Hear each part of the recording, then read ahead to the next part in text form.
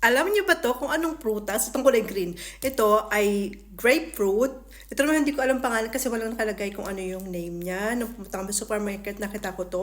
Nakalagay lang dito ay sweet Thai from Israel. Sweetie pala.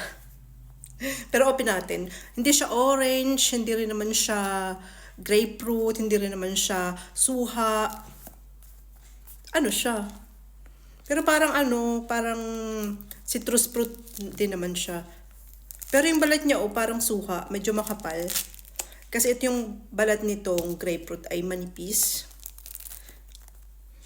Parang ang amoy niya ay dalandan.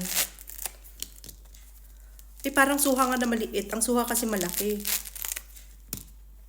Tapos yung niya balat niya makapal na parang sa suha. Tumalsik ka. Pero maliit lang siya. Parang siya. Suha na maliit yung version niya. Okay. Try natin. Yan yung niya itsura. Tamis na medyo mapait.